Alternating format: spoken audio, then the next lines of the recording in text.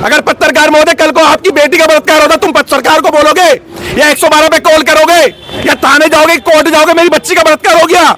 पत्रकार महोदय, ये जो माइक और जो कैमरा है ना, यही काम आएगा। इसके पीछे थोड़ा सा लोहे का टुकड़ा है ना, अगर ये भी काम ना हो तो गर्मी का समय नारियल वाला, नारियल छीलने वाले जितने घर में दरवाजे उतने रख लो, तैयारियां करो, अपने बच्चों को पढ़ाई दो, जितनी शिक्षा देनी है दो। उसके बाद ये भी बताओ कि लड़ना पड़ेगा। अगर तुम्हारी डिग्रियां और तुम्हें अपने यहाँ पे बचाना है तो लड़ना पड़ेगा, नहीं तो तुम्हारा घर परिवार कुछ भी नहीं बचेगा। चारों तरफ से कोई बलात्कार कर रहा है, कोई कारोबार छीन रहा है, कोई जमीन छीन रहा है, कोई डरा रहा है, कोई धमका रहा है, सारे कार्य चल रहे हैं, लेकिन फिर भी मूक दर्शन बन के बैठे हुए हैं। भैया मैंने अपनी बात रख दी, अगर हमारी बात समझ आती हो तो शेयर कर देना। बांग्लादेश के अंदर सुनो मैं बताता हूँ, बांग्लादेश के अंदर 40 पत्रकार महोदय एक सेकंड चुप रहो, मैं बता रहा हूँ। बंगाल के अंदर 40 लोगों को भाई साहब डंडों से मारा, सरियों से मारा, और जब वो चलने की हालत नहीं हो तो उनसे बोला खड़े हो और तुम भागो, वापसी मत आना। इस गांव के अंदर ये हालात चल रहे हैं, परिवारों को गोलियां मार दी जा रही हैं। एक मूर्ति बनाने वाले को जहर पिला करके थोड़ी सी सांस रहेगी वो भी चाकू से गोद करके मार दिया। किस चीज का इंतजार कर रहे हो? किस चीज का? बोलो अमित शाह जी और मोदी जी से कि वहां पर फोर्स भेजो, नहीं तो भारत के हर घर से एक एक बच्चा वहां पर अपने भारत माता के लिए, अपने समाज और अपने बच्चों के लिए, अपने हिंदू परिवारों के लिए, अपने हिंदू मंदिरों के लिए मरने के लिए और बलिदान होने के लिए तैयार है। भाई मैं तैयार हूं, मेरे को जिस दिन भी जाना होगा भाई मैं निकल जाऊंगा अपने परिवारों के लिए। क्या तुम निकलोगे? वो बड़े सुनो इसके डीएनए बताना चाहता हूं, इसका डीएनए तो पता लग जाए। ये कह रहा है कि इसमें प्रोपेगेंडा है। ये मुल्ला मुलायम जिसका बाप बोलता था मुल्ला मुलायम बोलो, इसका प्रोपेगेंडा का ही नहीं पता लग रहा हमें। वहां पर यादव नहीं मर रहे, वाल्मीकि नहीं मर रहे, जाट नहीं मर रहे, गुजर नहीं मर रहे, बताओ ना, कटरिया नहीं मर रहे, हिंदू थोड़ी जाटव नहीं मर रहे। अरे हिंदू थोड़ी मर रहे हैं भैया। अपनी जातियों का मुरब्बा बना लो और आपस में बांट करके पड़ोस में खा जाओ। तुम लोग जाति खेलोगे ना, तुम बचोगे ना तुम्हारे बच्चे बचेंगे। पतन हो रहा है भारत देश के अंदर, पतन, हिंदुओं का पतन। सरकारें चुप बैठी हुई है, मौन बैठी हुई है। हमारे टैक्स से चलने वाला सिस्टम, और अगर टैक्स चाहिए और हर घर से पैसा चाहिए, सोना चाहिए, चांदी चाहिए, मैं कह किडनी गुर्दे चाहिए, देने के लिए तैयार है, रक्त बेचने के लिए तैयार है।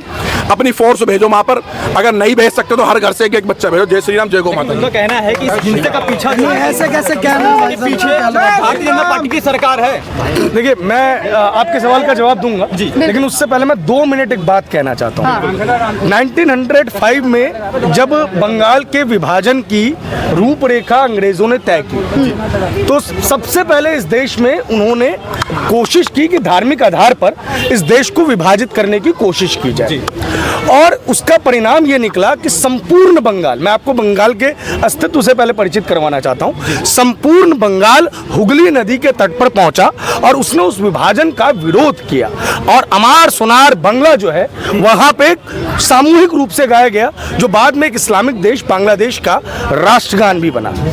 उसने अंग्रेजों के कदम जो है वो डगमगा दिए। पहली बार अंग्रेजी सरकार पीछे हटी, ये बंगाल की यूनिटी थी।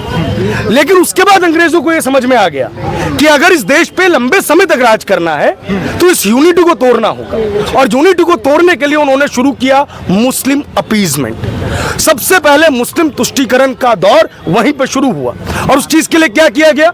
सेलेक्टेड कॉन्स्टिट्यूएंसीज दी गई, उसके अलावा मुस्लिम्स को सेपरेट इलेक्टोरेट दिया गया, और जिस चीज का विरोध तब की कांग्रेस ने किया, और फिर कहा कि नहीं, इस तरीके से हमारे देश का जो धार्मिक ताना बाना है उसको तोड़ने का प्रयास अंग्रेज कर रहे हैं। फिर अचानक वर्ल्ड वॉर शुरू हो गया, और आपको पता होगा कि इंग्लैंड ने तुर्की के ऊपर हमला किया, और जो खलीफा है उसके खिलाफ ये लड़ाई की। तुर्की खलीफा, लेकिन विरोध कहाँ हो रहा है? भारत में। और इस विरोध को संजीवनी किसने दी और अपॉर्चुनिटी किसने समझी?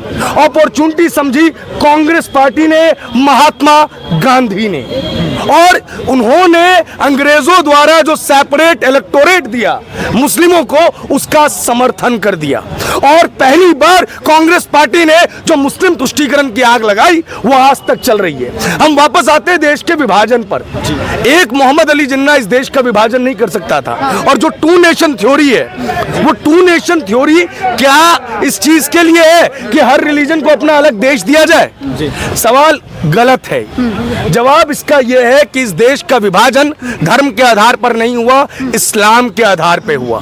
धर्म के आधार पे होता तो जैनों का अपना एक देश होता, सिखों का अपना एक देश होता, यहूदियों का अपना एक देश होता, पारसियों का अपना एक देश होता। नहीं, इस देश का विभाजन हुआ किस वजह से? इस्लाम की वजह से। और जिन लोगों ने मुस्लिम लीग को वोट करके पाकिस्तान का निर्माण करवाया, मोस्टली यूपी, बिहार, बंगाल के मुसलमान, डायरेक्ट एक्शन डे से पाकिस्तान के निर्माण की नींव रखी और उस नींव को आगे बढ़ाया, वो अपने आबाओं अजदाद की कब्र की रक्षा के लिए यहीं रुक गए। उनके डीएनए में देश का विभाजन था। उस वक्त कहा गया था कि लड़कर लिया है पाकिस्तान, मतलब हंसकर लिया है पाकिस्तान, लड़कर लेंगे हिंदुस्तान। ये सोच आज भी जिंदा है, वरना ये महज इत्तेफाक नहीं हो सकता कि बलूचिस्तान में लगी आग को रोकने के लिए, पीओके में लगी आग को रोकने के लिए पाकिस्तान आर्मी का चीफ इस्लाम की दुहाई दे। वो कहे कि याद करो पाकिस्तान क्यों बना है। पाकिस्तान मदीने के बाद एकमात्र ऐसा मुल्क है जो पैगंबर मोहम्मद साहब ने बनाया है, इस्लाम के लिए बनाया है। तो सवाल ये उठता है कि जब इस्लाम के लिए देश बन गया तो ये देश के सेक्युलर स्ट्रक्चर में इस्लामिक पर्सनल लॉ की क्या जगह है? बेसिकली इस देश का सेक्युलर स्ट्रक्चर एक्सेप्ट मुसलमान सबके लिए है। ये क्लियर है क्योंकि उनको उनका अलग देश दे दिया गया था। इसलिए ना all India Muslim personal law board की जगह है, ना वक्फ बोर्ड की जगह है, ना किसी जमीयत की जगह है, ना किसी देवबंदी की जगह है। सामान्य शिक्षा चाहिए उसकी जगह है, सामान्य नागरिक की तरह रहना है उसके लिए जगह है, लेकिन प्रैक्टिसेस के लिए जगह नहीं है। कॉन्स्टिट्यूशन आपको उपासना का अधिकार देता है, उपासना का प्रसार का अधिकार देता है। और अब विषय पे मैं आ जाऊं। देखिए बात यह है कि सिंपल सी बात, आज वक्त के रूप में जो मैंने पूरी आपको परिप्रेक्ष्य बताया, उसका मूल उद्देश्य यही था कि उस वक्त में पाकिस्तान बनाने के लिए डायरेक्ट एक्शन डे किया गया था। आज ग्रेटर बांग्लादेश की बात चल रही है, ये हिंसा बंगाल में हो रही है। इस देश में सबसे ज्यादा मुस्लिम मेजोरिटी वाला जो राज्य है उसका नाम है जम्मू एंड कश्मीर। अगर आप बात करें, मतलब जहां की कॉन्स्टिट्यूएंट असेंबली जो है, मतलब विधानसभा जो है, उसके अंदर मैक्सिमम मुस्लिम्स हैं। उसके बाद अगर आप बात करें तो असम और त्रिपुरा, तो आप लोग तर्क दे देंगे कि असम में बीजेपी की सरकार है, यूपी में बीजेपी, मतलब जहां की कॉन्स्टिट्यूएंट असेंबली जो है, मतलब विधानसभा जो है, उसके अंदर मैक्सिमम मुस्लिम्स हैं। उसके बाद अगर आप बात करें तो असम और त्रिपुरा, तो आप लोग तर्क दे देंगे कि असम में बीजेपी की सरकार है, यूपी में बीजेपी की सरकार है, त्रिपुरा में बीजेपी की सरकार है, वहां कंट्रोल हो गया। लेकिन जम्मू एंड कश्मीर में तो बीजेपी की सरकार नहीं है, वहां तो उमर अब्दुल्ला है। तो प्लान ये है कि ग्रेटर बांग्लादेश बनाया जाएगा और इस चीज के लिए हमारे अपने लोग ही जो हैं उनके साथ मिले हुए हैं। कलकत्ता का जो मेयर है वो क्या कहता है कि कलकत्ता इज मिनी पाकिस्तान, वो इस तरीके की हिमाकत कर देता है और उसके बाद वो कॉन्स्टिट्यूशनल पोस्ट पे रहता है। राष्ट्र धृतराष्ट्र बनकर हिंदुओं का पलायन देख रहा है, हिंदुओं की मृत्यु देख रहा है। और इससे बड़ा दुखद क्या हो सकता है कि हम सिर्फ बोलकर विवेचना कर रहे हैं, चर्चा कर रहे हैं, और कथित रूप से देश में हिंदू हृदय सम्राट की सरकार है। तो अब समय आ गया है कि इस नाग को समय रहते दबोच दिया जाए, कुचल दिया जाए, वरना आपको एक बार फिर से 1947 देखने को मिल सकता है। सर देखो, अभी जैसे इन्होंने बताया, मैं भाई ने सारी स्टोरी बताई दी है, मैं थोड़ी बातों से अलग इत्तेफाक रखता हूँ। मेरे कहने का मतलब ये है, सीधी सीधी बात है, ज्यादा घुमा के जलेबी बनाने की जरूरत नहीं है। इस देश के अंदर 110 करोड़ हिंदू बहुसंख्यक हैं। देश की राजधानी पर हमने किसको बिठाया था? प्रधानमंत्री नरेंद्र मोदी जी को बिठाया था। क्यों बिठाया था? ताकि हिंदुओं की रक्षा हो सके, ताकि इस देश के अंदर हिंदू पलायन ना करे। आज हर घर से, हर गली से, चाहे वो दिल्ली हो, चाहे वो बंगाल हो, चाहे वो कोई भी स्टेट भारत के अंदर उठा लो, उत्तर प्रदेश को छोड़ करके अधिकतर स्टेटों में आपको हिंदुओं के ऊपर अत्याचार देखने को मिल रहा है। भाई आप मुझे एक बात बताइए, ममता बनर्जी, जिसको मैं कहता हूँ मुमताज बानो के गुर्गों की इतनी हिम्मत हो गई कि उन्होंने कहा कि ममता बनर्जी ने तो हमें ऐसी शक्ति दे दी कि कोई खाता बही नहीं है, जो ममता बनर्जी कह रही है बस वही सही है। ऐसा छूट दे दिया ममता बनर्जी ने कि आप इनको गोली मारो, आप इनकी बहन बेटियों के साथ बलात्कार करो। आप सभी के चैनल पर बता रहा हूं, और जितने भी कट्टर हिंदू सनातनी मुझे देख रहे, ध्यान से सुनने और तुम्हें शर्म आनी चाहिए। दैनिक जागरण की खबर छपती है पश्चिम बंगाल की, तो उसमें पहले लाइन पर, पहले पन्ने पर लिखा होता है कि हमारे मांग के सिंदूर को देखा गया, हमारी बिंदी को देखा गया, हाथ में कलावों को देखा गया और हमें मारा गया और कहा गया अगर अपने पति को छुड़ाना है तो तुम्हें हमारे साथ सोना पड़ेगा। ये इस बंगाल की स्थिति है। ये दैनिक जागरण की खबर कोट करके मैं बता रहा हूँ आपके चैनल पर। क्या इसी देश की स्थिति है जहां पर कहा जाता है यत्र नारेस्तु पूजन्ते रमन्ते तत्र देवता, जहां पर प्रधानमंत्री मोदी जी खड़े होकर के कहते 33% आरक्षण हम महिलाओं को दे रहे, नारी सशक्तिकरण कर रहे हैं। ये इसी देश के अंदर हो रहा है जहां पर महिलाओं को इतना सम्मान दिया जाता है कि पूरे विश्व में अगर सबसे ज्यादा सेना में महिलाएं वायुसेना में तो भारत के अंदर है। इसी देश के अंदर महिलाओं को सिंदूर मिटाना पड़ रहा है, उनको एक रात सोना पड़ रहा है किसी और के साथ, क्योंकि उनको अपने परिवार की जान बचानी है। इसी देश के अंदर एक बाप बेटे को गोली मार दी जाती है क्योंकि वक्फ बोर्ड का डिसीजन हो गया, वक्फ बोर्ड के पक्ष में वोट डल गए, ये बिल पास हो गया। साहब मैं कहना चाहता हूँ नरेंद्र मोदी जी, ये वक्फ बोर्ड बहाना है, असलियत तो सिर्फ और सिर्फ हिंदुओं को मिटाना है। इस बात को समझना पड़ेगा आपको कि वक्फ बोर्ड के बहाने के आप इस देश के हिंदुओं को मारेंगे। आज में जितने भी ये लिखा हुआ है ना, अब हिंदुओं की दलाली बंद करो, चाटुकारिता बंद करो। जितने भी ये भारतीय जनता पार्टी के चरण चुंबक लोग हैं, मैं उनसे भी कहना चाहता हूँ कि हम सनातनी हैं, हमारे लिए पार्टियां आएंगी जाएंगी बनेंगी बदलेंगी, सत्ता है अभूतपूर्व, कभी तुम भूतपूर्व कभी हम भूतपूर्व, पर इस देश के अंदर 110 करोड़ हिंदू है, उनका स्वाभिमान नहीं हिलना चाहिए। आज बांग्लादेश में हो रहा था तो हम कह रहे थे सेना भेज देते हैं, ऐसी क्या मजबूरी है प्रधानमंत्री जी बताइए, गृह मंत्री जी बताइए, ऐसी क्या मजबूरी है आपको, या ऐसी क्या लगती है मुमताज बेगम आपकी जो आप वहां पर इंडियन आर्मी नहीं भेज पा रहे? अरे हटाइए ना पैरामिलिट्री फोर्स, लगाइए भारतीय सेना वहां पर, एक बार लगाइए तो सही सेना बंगाल के अंदर, फिर मैं देखता हूँ जिनके हाथ में पत्थर है वो कहाँ जाते हैं। क्या कश्मीर में हालात नहीं बने थे, पर आज क्या कश्मीर में पत्थरबाजी हो रही है? नहीं हो रही, क्योंकि हमारी भारतीय सेना सक्षम है।